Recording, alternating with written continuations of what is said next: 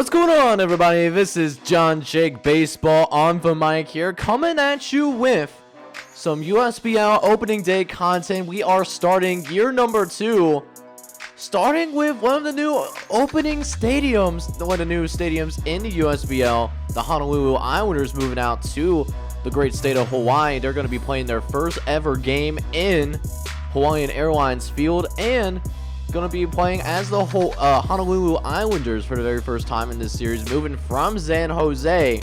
They will be taking on the San Antonio Allies to get this opening day started. And how about that? Almost seeing our very first home run hit in this brand new stadium. What a hit. That was very close to leaving the ballpark. But it's going to be a great set of games. I got a dozen games for you guys here for this opening day. It's going to be spectacular. We got close to 69 minutes of USBL gameplay for you guys here today. So it's going to be a great one for your enjoyment. So make sure you go ahead, smash that like button. And shoot, if you're brand new to the channel as well, you like MLB The Show content, hit that subscribe button for me. You know, we drop that USBL content at least twice a week out here. As we see Owen Miller at the plate, and he has a moonshot out into left center field, and we're going to see the first home run of the season. Owen Miller, and it's the first career USBL home run for him as well. He does go ahead. What a way to get your first hit, by the way, to go with it, as we see a steal for second, and it's gonna be successful. Leury Garcia, he's gonna be able to go ahead, get his very first stolen base of the season, as this thing is still all knotted up at 1 apiece. But this might not be too long though, as how about that, doing a nice job moving the runner into scoring position, as we do have runners at the corner. 2 outs here in the bottom of the 3rd inning. Eloy Jimenez, who was known to hit himself some dingers back in season number 1. He'll be called to do just that here as he pokes one out into right center field, and it's going to get down. And the Islanders here in the bottom of the 3rd inning, they will go ahead and take a 2-1 lead. And Aaron Savall, the number 1 starter for the San Antonio Outlaws, he is a little bit, I guess, straw-struck, bamboozled, whatever word you want to go with. But you gotta give credit to Aaron Savall, though. They do end up, preventing any more damage from being done. San Antonio, on the other hand, they have a really big chance to go ahead, get some runs on the board, and they will go ahead and take advantage. A little poke in the center field, able to get a couple runs in the process.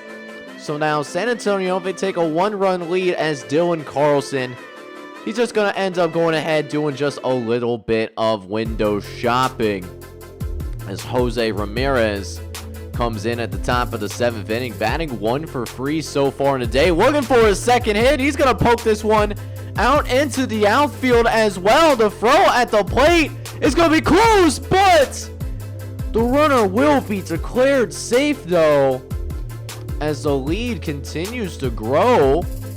It's a 4-2 ball game, as Tyler Rogers will come in for the first time this season. He was okay in season number 1. We'll see if he can get the hold here, which it looks like it is not going to happen. It will be another run scoring for the San Antonio Outlaws, who are out here going about ruining this homecoming, really, for the Hawaiian Islanders. This is their very first game in the state of Hawaii ever. Although they will end up getting out of the inning. Tyler Rogers ends up getting the strikeout. But it's still a 5-2 game here, as we'll go ahead, jump into the 9th inning. Daniel Norris, he's going to come in here in the top of the 9th inning to try to make sure that it stays a 5-2 lead. Last thing you want right now is you don't want to give up any insurance runs right now. But Teoscar Hernandez, he's got something else in mind. He's going to send this deep, and it's gone. 3-run shot for Teoscar Hernandez, coming in a really big time right now, as Ryan Stank, he's going to come in 4-4 record last season, will get some strikeouts, make sure no more damage is done, but man, not a good look overall. The Islanders, down by 6 runs going into the bottom of the 9th inning. We'll see if they can put together some kind of rally. Gary Sanchez does have the bases loaded for him. That's going to bring in at least 1 run. All of the other runners will not advance, though. So still will be bases loaded for the time being. As San Antonio actually does go ahead and bring in their real closer, Jose Lecoric. He was 38 for 45 in save opportunities last season. Although it's not off to a great start whatsoever. First batter gives up a shot out into left field. It ends up bringing in a couple of runs, which technically aren't going to be charged to Jose Lecoric, but you got to make these plays, and all of a sudden you're now out here with, you know, the tying run at the plate now. Does end up getting a strikeout there, but off of the wild pitch, though, that will advance the runners to second and third base. So Justin Toner, he represents the tying run. He's going to send this out to left field. It will end up staying in the ballpark as well, but it will end up bringing in another run as well. So it is only 2-run difference. Mike Trout has a chance to play winner, but Jose Lecoric ends up getting him, striking out, swinging on an outside pitch, and San Antonio starting off the opening day episode, ruining the homecoming experience for the Honolulu Islanders, winning 8-6 here on the road. As we'll go ahead and check out some interesting action here between the Nashville Blues and the Louisville Colonials, with all these teams playing here in this episode. Almost everybody is going to be featured in this episode one way or another. So gonna be an exciting one. I will have timestamps in the comments as a pinned comment for you guys if you want to move around, since it is a longer episode, of course. That being said, Jared Cole gets his first strikeout of the day. Be interesting to see how the Nashville Blues perform this season. They finished with, I do believe, the worst record in the USBL. One of the few teams that finished with 100 losses or more. But they did add some free agent acquisitions, Brian Buxton being notable as well. So it'll be interesting to see how improved Nashville will be. Not to mention they will have the #1 pick in the upcoming USBL draft. But this one is going to be hit off the wall, and because of the bounce, hang on now. Are we going to see an inside the park home run? We do! He's safe! Wow! We see an inside the park home run. 2-run shot, too. Oh my goodness, how about that? To get your first runs of the season. And they're going to look like they might be adding on to that, as well as we see yet another home run. David Peralta just barely gets that over the wall. They will end up taking a 3-0 lead, as Kyle Gibson comes in at this point, trying to calm things down a little bit. So no more damage does end up being done, but Nashville really needs to come together here. And this was a problem for the Nashville Blues last year. It's not that their pitching staff was absolutely horrendous. They had a solid pitching staff last year, and honestly could be even better now, as Tristan Casas does end up getting his first professional hit here in the USBL level. But the offense definitely struggled for Nashville this past season. And if they want to be competitive this year, they need to be able to get more production from their batting order. And they have a chance to right those wrongs here. Runners on first and second base. And Tyler, he's going to go ahead. This might be 2 runs. Guys with 99 speed trying to round third. It's going to be close, but will end up being thrown out at third, trying to be just a little bit too aggressive. But Nashville will come to the deficit a little bit here, as this could be some trouble as well. Trying to leap to make the catch, but ball was able to hit the wall. It's going to end up turning into a double. Could have been a single, as David Peralta does get his first double of the season as well. Also had that home run as well, as Justin Wilson will come into the game now. Last year, only 15 appearances. He wasn't very good in them. An 8.1 ERA to show for it. He's got Jared Welsh at the plate here. Runner on second base, as the 1-1 pitch is going to be hit down the right field side. Should be an easy out, and it will be. So they do get out of that inning, but Louisville does end up tacking on another run as Taylor Rogers will end up coming in. They're bringing the closer out here in the top of the 9th inning to try to close things out here. 38 for 48 in save opportunities. He got one out, but Brian Buxton coming in at a big time as the free agent acquisition. He's going to round second base, and it's going to be a double. And that's a great way to get a potential rally star in the free agent acquisition for the Nashville Blues. Coming through in a big way, as we'll see if Jakeem Diaz can bring him home. Full count, actually a 2-2 count. 1 strike away from closing the deal as Taylor Rogers gives up one of the runs now. And all of a sudden, tying run, it's going to be on second base. Oh boy, we're going to be in for a good one. Oh, instant classic potentially. Taylor Trammell, he's had 2 for 3 so far. Can he get the tying run home? As he hits it deep in the left center field, it's going to drop, and it's going to bring in the tying run. So the Nashville Blues, they storm back, and they tie this baseball game up at 4 apiece. They got to go back to the bullpen as Tony Watson has to come in, try to save the day. No more damage will end up being done.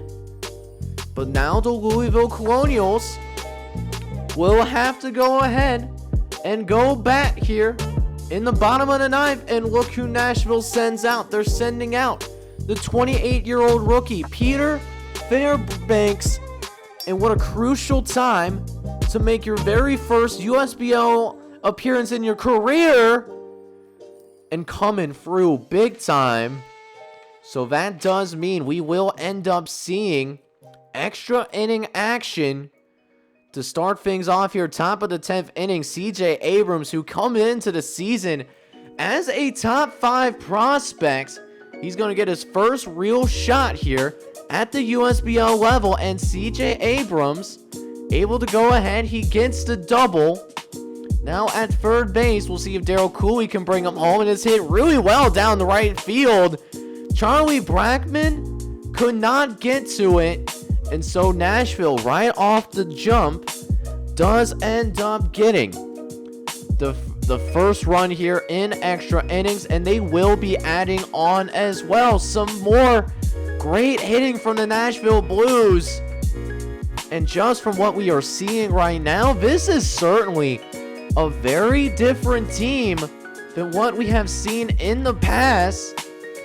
As they get some more runs on the board, Paul Fry comes in for Louisville. 29 appearances for him last year, a 5.2 ERA. As he takes on Jakeem Diaz, who does, he was part of the reason why we are in extra innings in the first place. As this hits out, it hits that massive wall out there in left field. That actually would have been a home run in many of these ballparks. As now still an 8-4 game here, we do finally see an ending to the madness. But Louisville put in a rough spot. They gotta get 4 runs here in this inning just to keep the game alive. And that was the defining moment of this game. So Nashville, they come back from a 4-2 deficit, and Peter Fairbanks does end up with his first win in his USBL career. So how about that to get things going? And speaking of free agent acquisitions, making some big differences, let's go ahead and see how Aaron Judge does in his debut with the Phoenix Firebirds. He did come over from the Seattle Pilots, and there is a ton of hype around this Phoenix squad. While we are, gonna see them go up against the Denver Bald Eagles, a little bit of a divisional matchup, as Austin Meadows, he had something different to say about that, and that ball is going to end up being gone like a girl in a country song.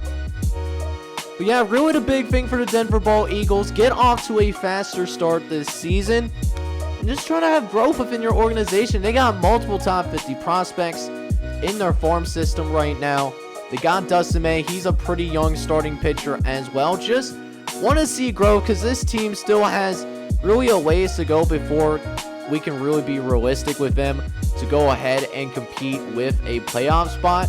I will not be surprised if we get to the USBL trade day and they're still under 500, as we will see a ball out deep into center field. They will end up responding to Phoenix Firebirds too, and look who it is. Aaron Judge with a solo shot.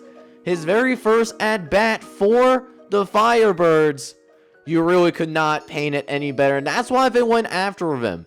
You guys saw the roster for this year 2 preview for Phoenix, and this could be one of those teams, I'm not joking, that could go from a team that didn't even make the playoffs last season to a team that potentially makes it all the way to the World Series, as we see another home run from Phoenix. Jeff McNeil able to send this one out 409 feet, as well as Aaron Judge will end up striking out. No more damage being done.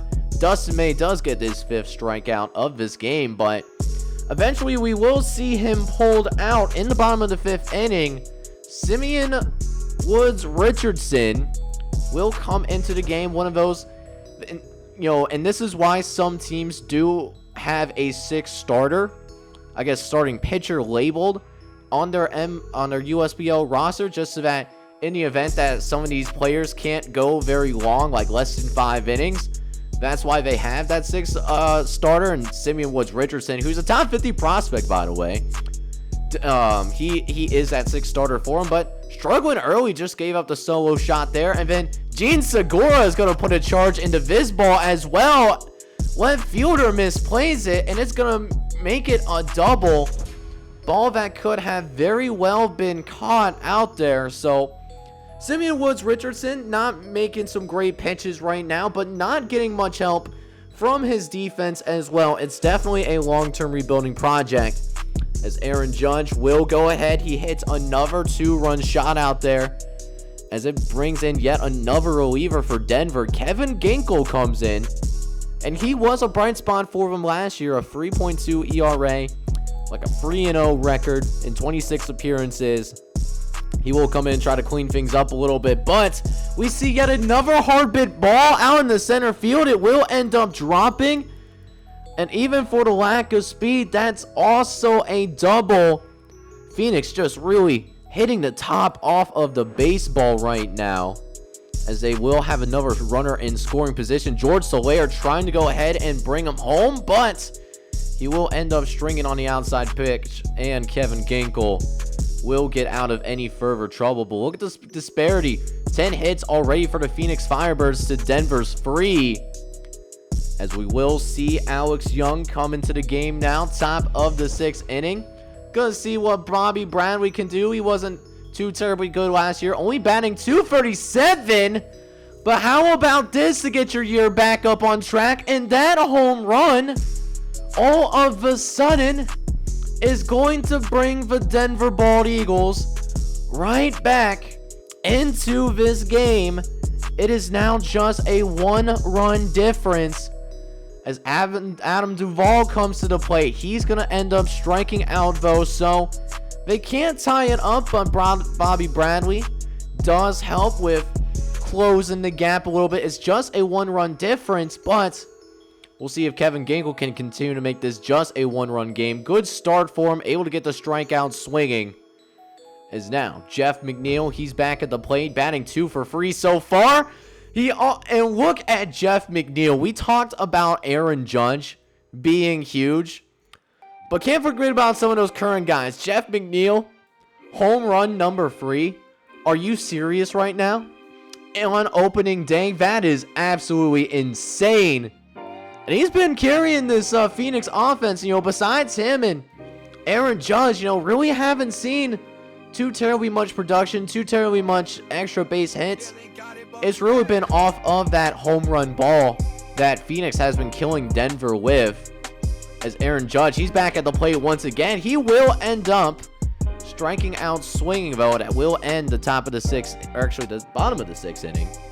As the Jeff McNeil solo home run does get it back to a 2-run difference, as we will go to the bottom of the 7th inning. Phoenix looking to add a little bit more runs as well, and they just continue to really do a fantastic job of hitting this baseball. Denver's been playing them tough, but maybe this is the moment right here where the Firebirds really start to go ahead and pull away from from Denver, I should say, as AJ Pollock, he's going to send a shot out in the left field, and if you get an angle like that, look at the players in the outfield. They don't even bother to move at all.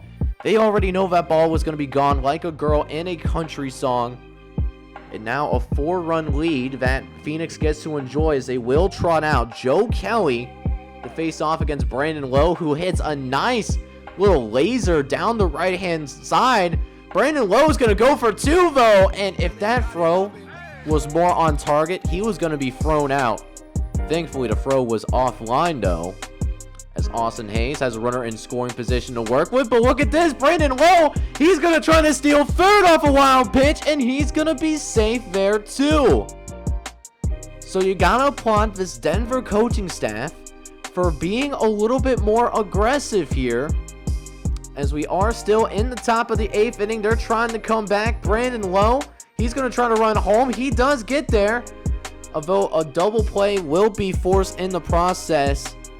So that might, so Denver could have certainly put some more runs on the board as they get a questionable shutout, or strikeout, I should say, as I really did thought that pitch was a little bit outside, but maybe I'm wrong, as Josh Hader will come in here, 9th inning, try to close things out here real quick, as Terrain Vevra, shortstop for the Denver Ball Eagles, also a USBL rookie, will try to keep it alive here. There is a runner at first base, but Vivra is going to end up striking out swinging. It's a surprisingly exciting game. Thought this would be a little bit of a blowout, but when there's 162 games in a season, any given day, anyone can beat anybody. But Phoenix does pull it out, winning 9-6. But how about this opening day matchup between the San Francisco Seals and the LA Saints, 2 teams that faced off in the NLCS back in season number 1, and it's going to be an emotional game. I'm sure there is certainly, it's always a little bit more emotional, more rivalry-like when we see 2 division teams play off against each other, but this in general, in the same stadium, was where San Francisco sealed the deal and went on to the World Series. They celebrated on their home field, so definitely some animosity between these 2 teams right here. We'll see if the LA Saints can go ahead and take revenge, as we will see Blake Snell. He's on the mound. He's going to be playing up against Lucas Giolito of the LA Saints, and right now LA is taking an early 1-0 lead. They got a runner on third base, so they can even add on to that, if they're able to make contact with this baseball, and Freddie Freeman does. It will be popped up in the air, will be considered a sacrifice fly, but it should still be considered just deep enough to able to bring in yet another run home. So LA, they will strike first in this game. They take a 2-0 lead as Kyle Lewis will end up striking out swinging. Blake Snell getting out of that bottom of the 3rd inning. Up 2-0 though, as we'll go ahead and cut to the top of the 6th inning. Lucas Giolito, he's still balling out for LA. He has been a great acquisition. He was thrown into that 2nd round of free agent time because the first team that originally spun on him, they couldn't agree to a contract, so he came back out. He signed a cheap contract and is doing some really great stuff, although this will probably be his last batter right there, but not making it to 6 innings necessarily. But at the same time, though, you have to be happy with how Lucas Giolito performed for your team. As look at those stats right there, really only his 3rd hit allowed in the entire game, 9 strikeouts to go with it as well. But it will be confirmed he will end up being pulled out anyways. Giolito, he did some good stuff, man. He really balled out there for LA, the home crowd for this Los Angeles fan base. They are certainly appreciative of that. But it is time to see who they roll out the bullpen, and Kwang Hung Kim. Now, here's a guy, we haven't really seen much outside of Sim, but he will come in and pitch a little bit. And right now, not too terribly impressed, man. They're going to actually allow a run to score here, although it is a very close one as well. Nick Castellanos will end up being brought home, and will end up Josh Donaldson getting the RBI single for that.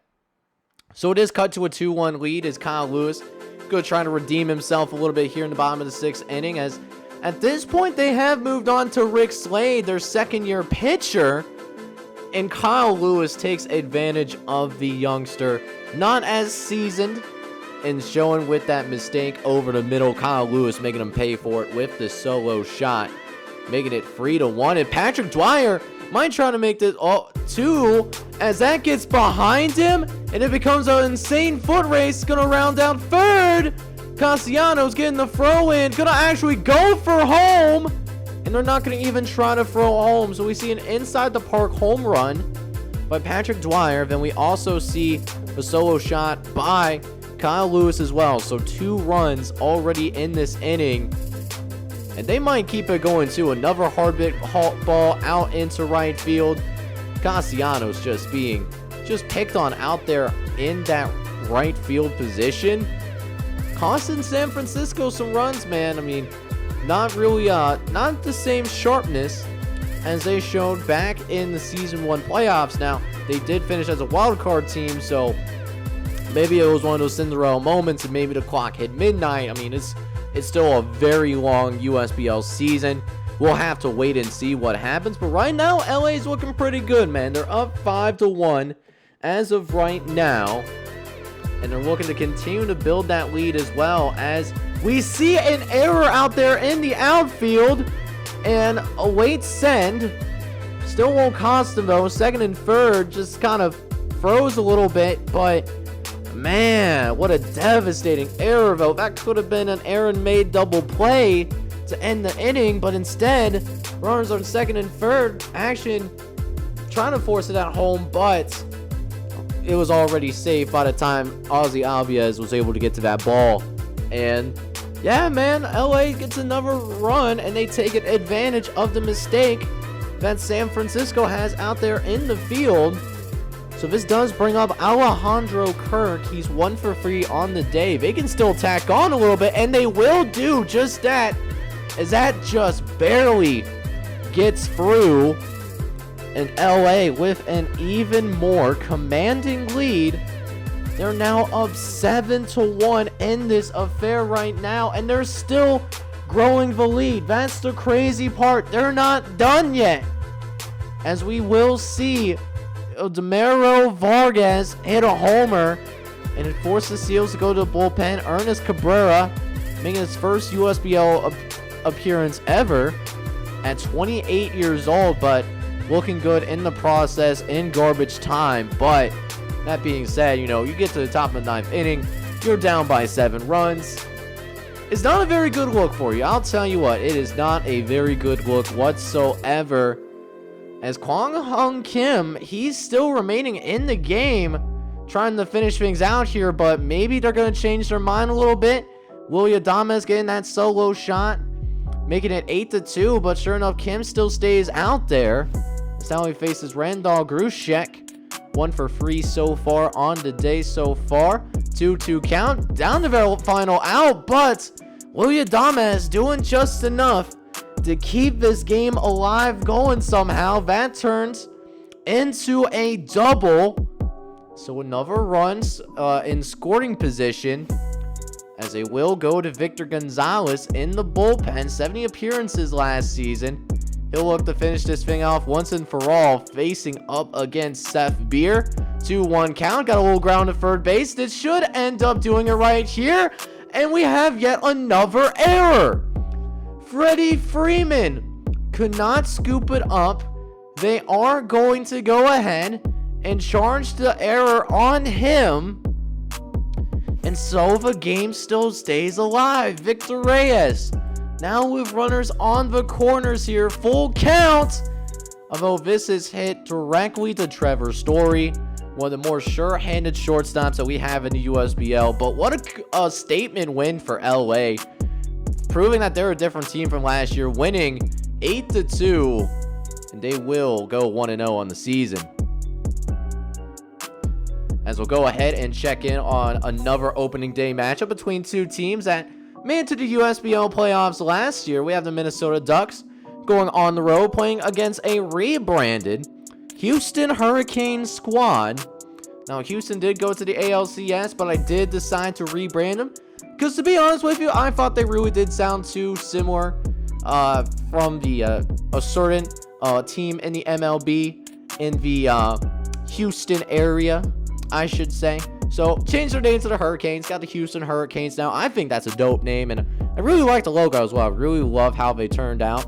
Still won't get them a new stadium unless you guys ask for it in a future season, which surprisingly no one had any objections to Houston Stadium. I thought I would see that rebranded, but I guess because of uniqueness, going to stay around just a little bit longer, as Houston does end up taking a 1-0 lead here. Mike Clevenger, he's been dealing here early, getting his 5th strikeout of the day already. And facing the bottom part of his order, Cole Calhoun. We're going to try to at least get the first hit of the day as Cole Calhoun. He's going to send this out deep in the right field, and it is gone. So Minnesota does get a run on the board, courtesy of Cole Calhoun. He put a shot into that as well. 432 feet. As we will go ahead and jump into the top of the 6th inning as Cole Calhoun is back at it again with the white vans. Are we going to see 2 home runs in a row? Back-to-back at that. Oh, we do end up getting just that. Cole Calhoun gets 2 home runs in a row, and that single-handedly gives Minnesota a 2-1 lead here, but I'm sure Houston will have something else to say about that. It's been mostly a pitcher's duel so far. We'll see if that changes as we see both starters starting to leave the game here. Minnesota going to Garrett Crochet as he does go and face Christian Yelich, the main star, the main squeeze for the Houston Hurricanes. We'll see if Christian Yelich can get his first hit of the season, and yes, he certainly does. Randall Polson cannot get to that ball soon enough, and Christian Yelich, he's going to round third base. And to think, this is a ballpark that is known for, because of how the dimensions are, if you get one hit far enough in the center field in that gap, it is certainly possible to see some inside the park home runs. We already seen one in this episode in the Louisville game, so we'll see if we'll see one here in this game as well, as Christian Yelich will end up going ahead, and he's going to get home, off the sacrifice fly from Keston Hira in order to go ahead and tie this game up at 2 apiece. As now Brandon Belt, he's at the plate as well, and taking advantage of the unique dimensions, Brandon Belt gets himself an easy home run. Only 331 feet. Wouldn't be a home run in a lot of places, but in this stadium it would be. And Houston will take the lead, but the inning is going to end prematurely, though. Trying to steal second base, but I mean, dude was all over it. What a beautiful reaction by that catcher. Is going to make it a 3-2 game here. Houston now bringing in one of their relievers, Yasmero Petit. And a little bit surprised they're putting in their main closer in now. He was 39 for 40 on save opportunities. Bringing in a little bit early here in the 7th inning. Maybe they want to try something new. I don't know why you would do this with, a few innings left to play, but I mean, that's why I'm not a USBL manager. I'm just here to commentate the games, man. That's all I'm here for, you know what I'm saying? But that being said, Yasmero Petit is off to a shaky start here, as Garrett Cooper, one of the free agent acquisitions for the Minnesota Ducks, he does end up getting a double there. And then we'll end up seeing that tying run score. This might be the one where, I guess if he was just a tad bit faster, would have been an inside the park home run, but still a nice job hitting the cutoff man regardless. Will ends up tying the game at 7 apiece, or not 7 apiece. Wow, that's a little bit off, but actually 3 apiece. But Garrett Cole will look to go ahead and change that here in the top of the 8th inning. He's going to hit a shot out into right field, and that will go ahead, give the Minnesota Ducks the lead, and this ends up clearing the bases as well. Nice job just being heads up there. Garrett Cooper definitely enjoying that. 3 RBIs in 1 hit without having to hit a home run. You absolutely love to see it. As we will see Amir Garrett comes to the game, one of the setup men for this Houston Hurricanes bullpen, and he gets them out of the jam. Make sure no more damage is going to go ahead and be done. As we will see Minnesota take a 3-1 lead. We will see if they can hold on to it, though, as Andrew Chaffin comes to the game now. Pretty good last season. Under 3 ERA in his 47 appearances. As Christian Yelich, he's back at the plate once again. And this one is deep out into left center field. Is this going to be gone? No. That would have been a home run in almost every ballpark. But that will still hit extremely far, though. That ends up being a double. And honestly, between you and me, if that stayed in the field of play, given how far it is out there in center field, that could have certainly been an inside the park home run too if Christian Yelich won it, but he will still end up getting home anyways. Josh Bell will make sure to take care of that. He'll drive him in. As Trevor Rosenthal comes to the game now, going for the 4-out save. As Luis Robert, he tries to keep the inning alive, but ends up striking out, though. As we will see Josh Bell, he does get that 2-run differential. But is it too little too late? You know, Houston, they really did try their best to go ahead and try to rally back, but the lead that Minnesota built just looked like a little bit too much. And Trevor Rosenthal, he does a really good job of securing that 4-out save to start the season. And Minnesota, you know, not showing too much, I guess, left hangover, I would say. They do end up winning this by a score of 6-4. As we go ahead and check out another divisional matchup, we'll see the Washington Senators go and play up against the New Orleans Kings. But unlike many of the matchups that we see here on opening day, and just in general, we actually have ourselves a little bit of a pitching duel. It's, you know, we're cutting to the bottom of the 5th. Nobody has scored yet. This is something that's usually not typical. I did change up the sliders, you know, to make things a little bit more realistic, and I will show those sliders at the end of this episode for those of you that are interested in seeing those. But we also knew that New Orleans might be a little bit offensively challenged. They lost Jordan Alvarez in free agency, and they also lost Rhys Hopkins. Those were 2 guys that had a lot of production, so it'll be interesting to see in the long term who's going to step up, who's going to be able to go ahead and make sure they go about providing enough production to get back to the playoffs. They did make it as a wild card team last season before being eliminated by the San Francisco Seals.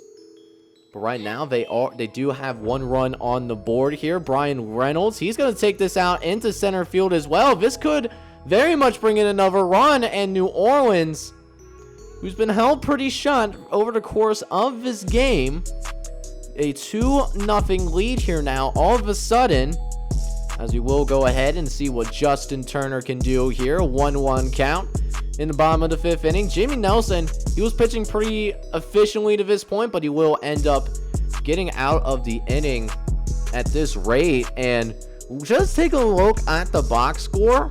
Washington still has not gotten a single hit in this game, and that is still the case here, even though Washington, they did bring in Pete Alonso. They brought in some star power, and that remains the case this whole game.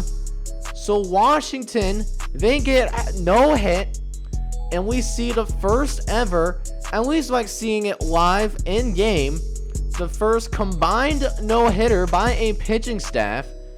And it was certainly a group effort, but congratulations.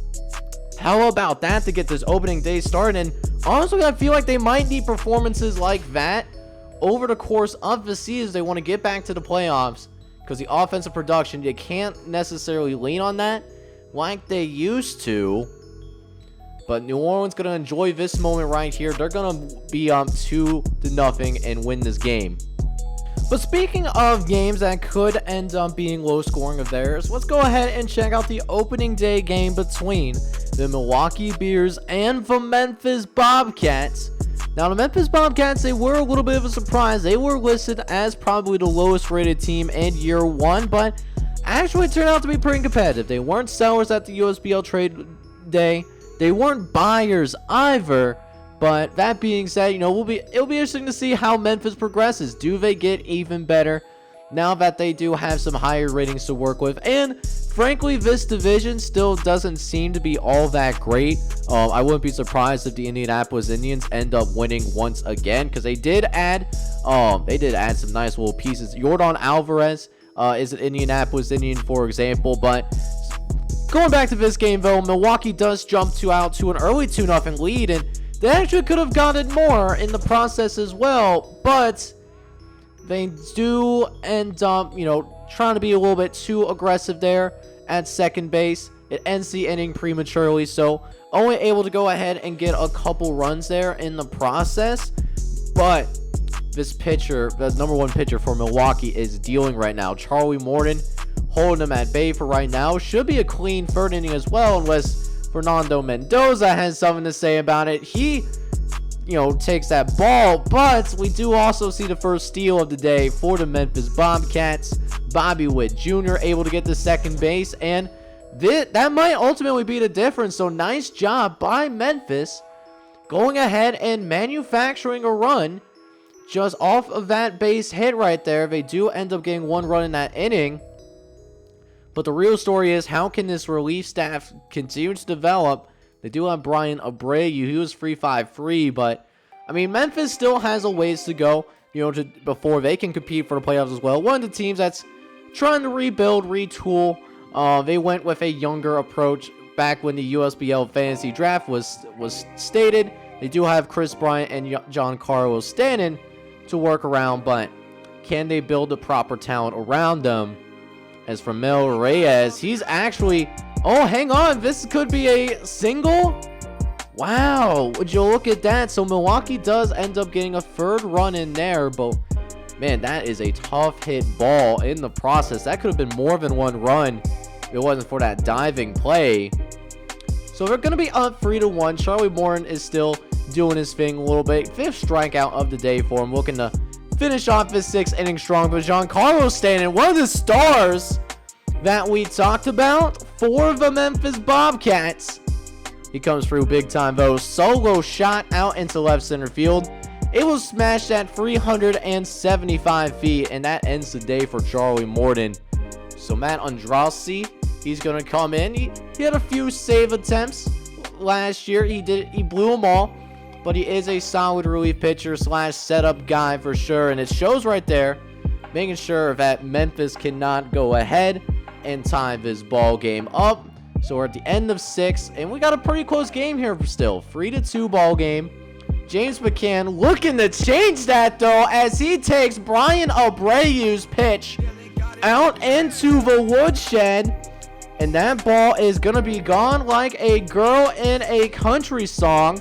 James McCann getting his first home run in a big way, forcing Brian Abreu out of the game. And in comes Brad Boxberger, taking on Alex Bragnon. Although, nothing too crazy happening there. Solid hit ball, but hit right to the left fielder, though. Although Milwaukee does tack on another run to go ahead, make this a 2-run game once again. As Matt Foster will be entering the game now for the Milwaukee Bears.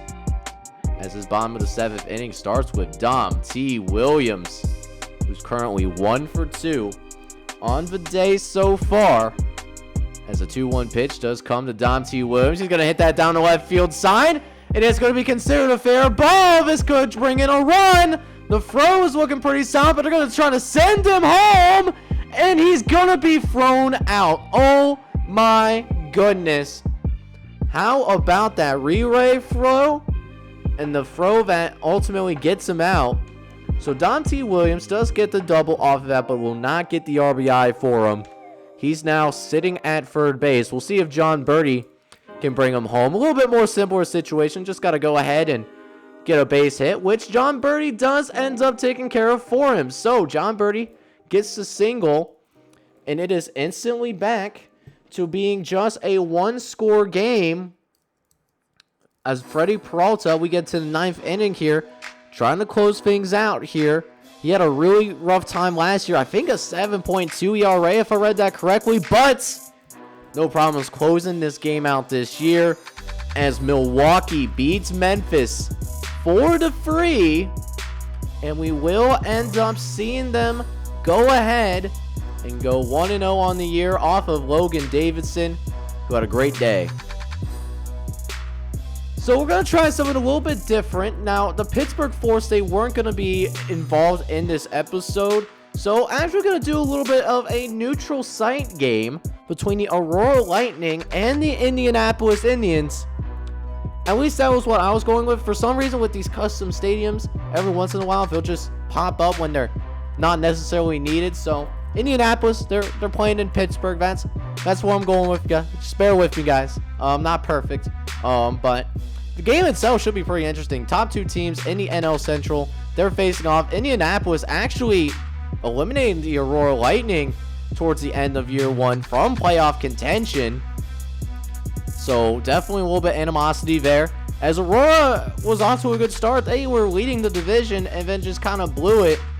But definitely some questions that Indianapolis needs to answer. Can they prove that they are a true playoff team, or was it just because this division was really weak last year that Indianapolis did end up making it to the playoffs? But right now, not looking all that great whatsoever. Aurora already getting themselves a run on the board, and they will end up taking an early 1-0 lead here as Anthony Rendon gets the RBI double. Benito Osuna, though, trying to bring Anthony Rendon home and not as successful. Strikes out swinging to end the top of the first inning. But great first inning of the season for the Aurora Lightning as Anthony Rendon hit that ball pretty darn well. And they'll look to continue to build this lead after a quiet inning from the Indianapolis Indians. Try to save that 3 times fast and trying to beat up on Trevor Bauer a little bit, who does have 3 strikeouts in this one. As Zach Collins dealing with a 2-2 count. He's going to poke this one out in the left field. They had the shift out there in the left field, and because of that, Zach Collins not only able to keep the inning alive, but they are also going to go ahead and get themselves a little bit of a double as well. So that being said, still a 1-0 affair, but Aurora looking to strike once again. Kiki Hernandez, his first at bat of the season, and nobody even bothering to move. You already know what time it is. Kiki, do you love me? Because I certainly love that 2-run shot that Kiki Hernandez had in order to give Aurora a 3-0 lead here. Although inning also ends prematurely once again. The aggression kind of hurting some of these teams a little bit. You know, it seems like throughout the opening day episode, seeing some teams being a little bit too aggressive than what they need to be, but still getting 2 runs here to start this game. And also get a little bit of a look at Isaiah Canera-Falifa. He comes over from the New York Knights as well in free agency, as it is still a 3-0 game here. Corey Dickerson going to get his first hit of the game, and not only is he going to get his first hit, this might be his first home run. It just barely stays in the ballpark though, and it will end up being a double for Corey Dickerson. As Steve Nunez, he comes into the game as well. 0 for 1 so far. He hits the ball pretty darn hard as well. Runners will not score as the throw was, gets back into the infield pretty quickly, but we will see Steve Nunez in his USBL debut. He gets his first career hit of his career. The Lightning certainly hoping that there's a lot more of those coming up in his future, as we will see an out deep in the right field. It wasn't foul territory, and honestly, it does seem a little bit counterproductive, because even though they got the out, but they still allowed the run, and they still got to deal with Kiki Hernandez as well, already with 1 home run in this one. He might make it 2 home runs. This time could be out of something that could be played on, but Jordan Alvarez, he can't get to it, unfortunately. And Kiki Hernandez gets 2 home runs off his first 2 at-bats. Trevor Bauer actually gets knocked out of the game pretty early.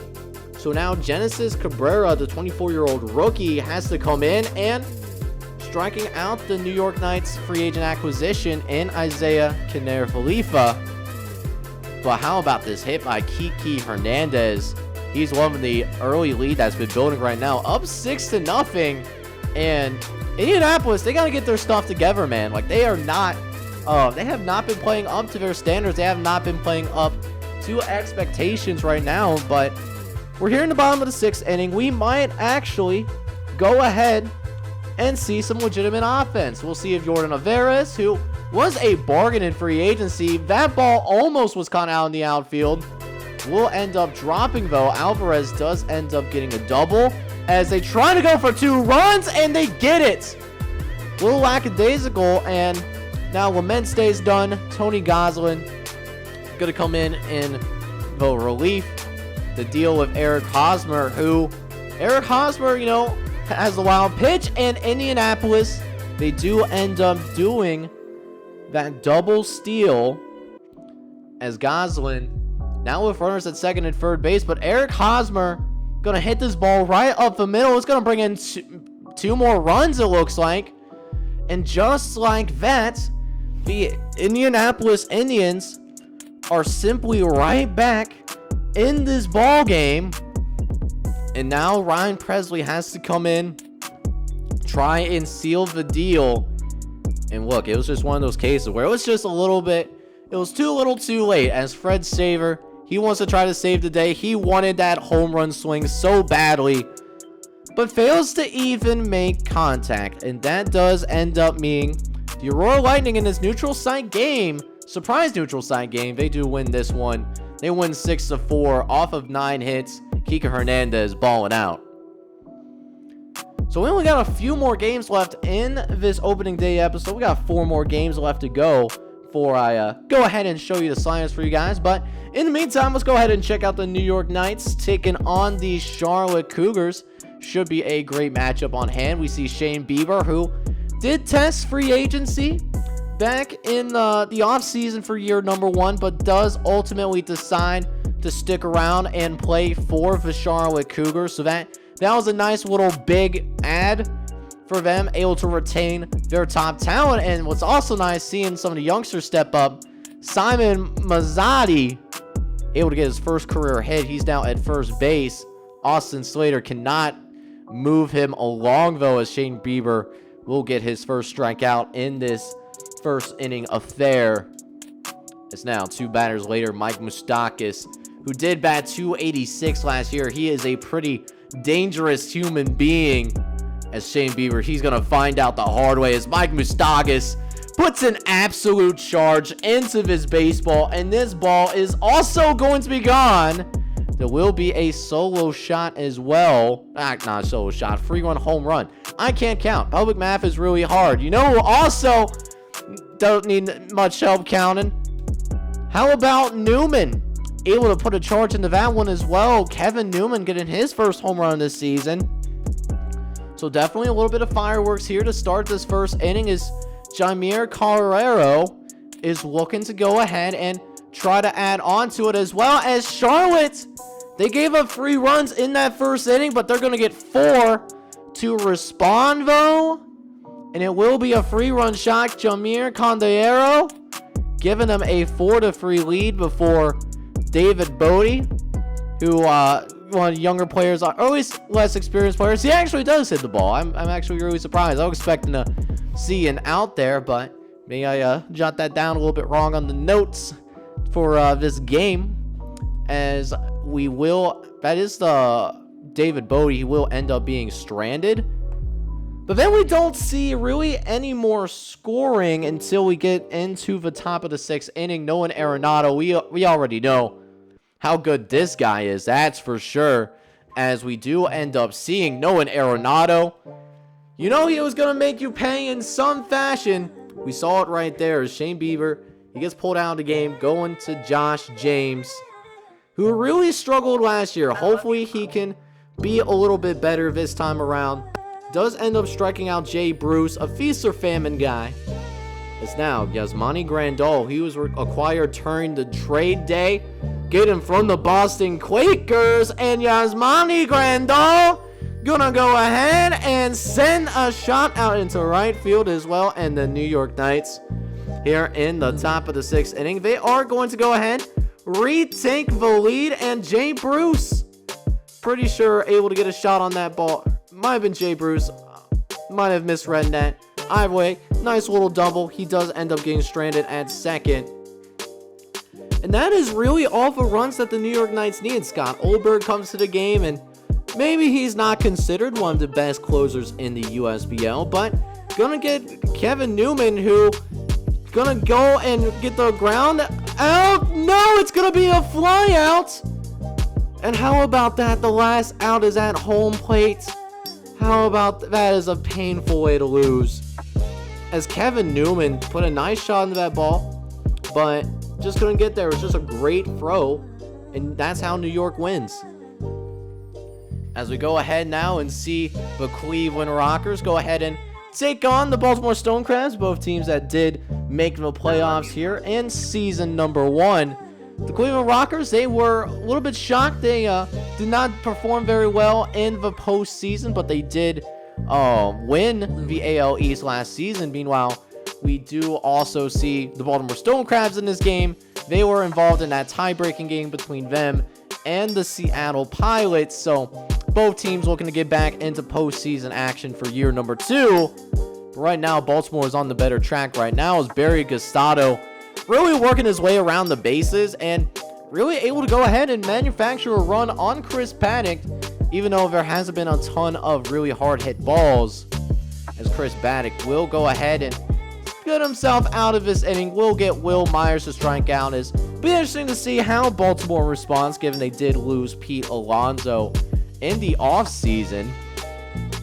As we will go ahead and jump into the bottom of the 2nd inning now. Danny Henderson at the plate. He's going to go ahead, and he is going to go ahead and strike out as well. 2nd strikeout of the day for Chris Paddock. As a few batters later, Joey Bart comes to the plate. He had a tough year at the plate last year, only batting .204, but getting off to a much better start this year as he's going to send a shot out in the right field, and that ends up being a ground rule double. Now that probably bails out Cleveland a little bit, just because Joey Bart did have some speed to him. Kyle Isbell has to come in, see if he can get his first USBL hit in a big way, and he certainly does respond and come up for the task. As it's a big one too. Kyle Isbell getting his first hit and a couple of RBIs to go with it as Baltimore continues to build their lead. They are now going to be up 3-0. As we're back to the top of the order, Barry Gustato, he walked actually back in the 1st inning, but he's going to get a hit of his own as he will drive one in the center field. Kyle Isbell going to be able to get home as well as Barry Gustato. He's got those 2 stolen bases on the season, and now he's got an RBI double to his name as well as they just continue to pour it on here early on the Cleveland Rockers. Chris Paddock is the new #1 starter after the losses that Cleveland had in the offseason to their pitching rotation. It was actually pretty brutal to watch on the random spinner. I almost felt bad for him, but I mean, it is what it is. Sometimes the randomness of USBL free agency, it gives, and sometimes it takes, and it certainly took away from the Cleveland Rockers right there. As we will go ahead, see Chris Paddock gets his 4th strikeout, but definitely a big thing to deal with here early on, down with just 4 innings to play, you know. But let's go ahead and continue to progress here in this bottom of the 4th inning as Kyle Isbell, he's back at the plate. He experienced his first USBL hit of his career, but no such luck the 2nd time around. And Adam Eden, you know, no shame, bud. You know, there's going to be a lot of strikeouts in your USBL career, you know. Got to take the good with the bad, that's for sure. But Baltimore is going to go ahead and take a 5-0 lead, and will continue to take a 5-0 lead into the top of the 7th inning, where the Cleveland offense finally starts to show up a little bit. Ken Grubb going to get the inning started with a little single hit down the right down the middle of the field, and because of that, Ken Grubb does at least keep a 10-game hitting streak that dates back to the previous season. So his streak is 2 seasons long as this series. As we do go to the top of the 7th inning, still waiting for somebody to bring Ken Grubb home. He's still stuck at first base, and this will be a good way to go ahead and do just that. 2-run shot for Dylan Moore. Gonna get Cleveland right back into this game. Only a 3-run deficit now as Kenny Carrero comes in. He doesn't have much experience, only 12 appearances last year. He makes his first one early this year. And this one is deep out in the center field as well. And it looks like trying to bounce it off the wall. It does. So definitely a close call. That almost was another home run for Cleveland. He will be stranded at second base as Cleveland still finds themselves down 5-2 here. And running out of outs here. Only have 5 outs left to work with as we take a look at both pitchers. Julio Arias had to start today for the Baltimore Stone Crabs. With that being said, neither pitcher really did all that well. I was more surprised Julio Arias did end up getting pulled over the course of the game. Just because he was doing pretty good. But he also wasn't necessarily the most efficient with his pitches. So that might be why he got pulled. I'm surprised he didn't get a chance at the 5th inning though. Neither of them will be awarded a win. But the Baltimore Stone Crabs are still ahead for the time being, but Cleveland's trying their best to make a comeback, man. Nelson Cruz, he gets that double to make it a 2-run game. Ken Grubb technically strikes out, but because the wild pitch was so far away from the catcher, Ken Grubb is safe on base, so he's given a strikeout, but it doesn't count as an actual out. One of the more wacky plays that we have certainly seen here in this USBL trade day, or opening day, I should say, as we'll see a couple of pinch runners come in. Jason Martin, Andreas Gamarez, both of them coming in to try and make sure that some runs get on base, get some more speed out there on the field. And Jason Martin, he's going to do just that. He's going to provide Cleveland with yet another run after we do end up seeing a sacrifice fly ball. And now this is just a 1-run game. Paul Sewell trying to go ahead and make sure that it stays a 1-run lead for the Baltimore Stone Crabs. And how about this? Taking care of business, getting that routine ground ball, the top of the 8th inning. So Cleveland still finds himself down by 1, despite the fact that they do have twice as many hits as the Baltimore Stone Crabs. That's something that I certainly found interesting, as Jason Martin and Travis Shaw, they will be making their first defensive appearances out in the field of play. Travis Shaw was not one of those pinch runners, but Travis Shaw will end up playing out there at first base anyways, as Christian Javier gets a strikeout there. See if they can get the same thing with Danny Henderson, who has been difficult to deal with all day long, almost getting the out there. Just a tough play to try to go ahead and make right there. And Danny Henderson, being heads up, not giving up on the play, ends up getting his first career major league hit. I thought I saw that he was 2 for 2, but probably read that wrong. DJ Gregorian, though, is 0 for 2. He'll end up getting his first hit of the day, and that does end up bringing Danny Henderson home. So Baltimore does go ahead. They do manage to bring in one of those insurance runs, and that ultimately ends up being the difference, as Baltimore does win this one by a final score of 6-4. Definitely close affair that felt like Baltimore had control the whole time, but Cleveland at least did go ahead and make things interesting. But even with the majestics of opening day, we would eventually see the first blowout of season number 2. The Philadelphia Patriots, they take the Jacksonville Suns out to the woodshed. I believe this was a similar matchup that we saw back in season 1 early on in the season, and Philadelphia did the same thing. So not much has changed, even with a full off season and all that. Jacksonville still having a very long way to go before they have the opportunity to go ahead and compete for the top of the NL East.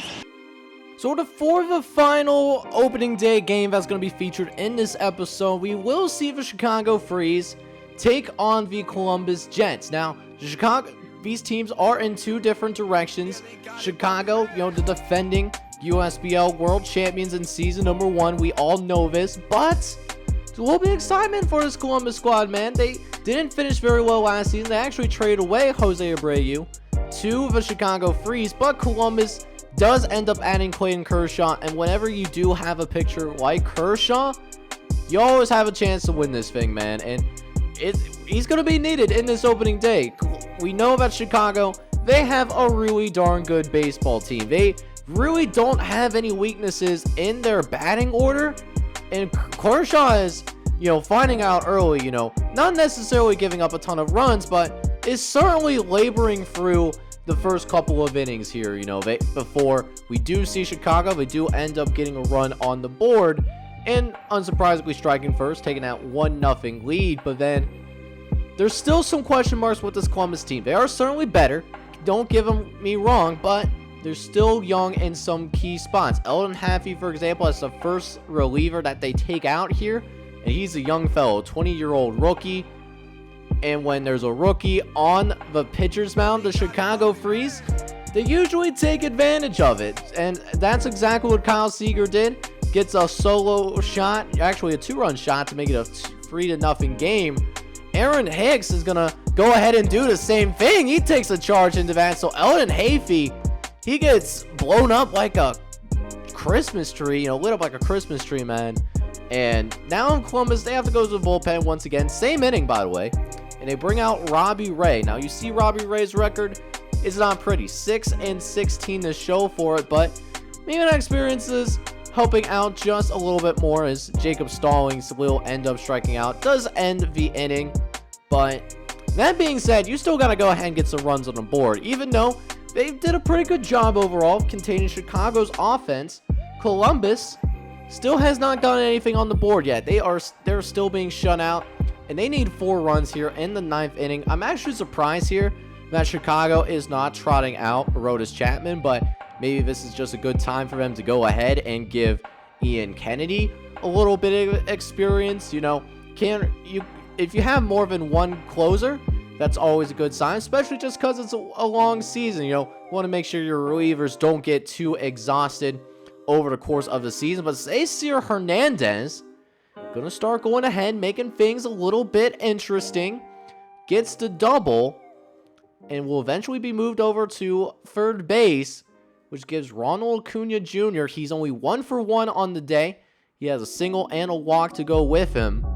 We'll see if Acuna Jr. can go ahead and drive Hernandez home. And Acuna Jr. hits his ball really well out into left field. It will end up dropping right in front of Michael Brantley. And the Columbus Jets do get themselves on the board. Makes it a 4-1 game. And now Chicago's bringing their real closer, Aroldis Chapman. We know this dude's an absolute stud. 55 saves last year in 59 opportunities. And he will proceed to go ahead and close the door relatively quickly, making sure no more damage ends up getting done. And Chicago wins opening day. They win 4-1. But that being said, watch out for this Columbus team, man. They could be pretty surprising when it's all said and done.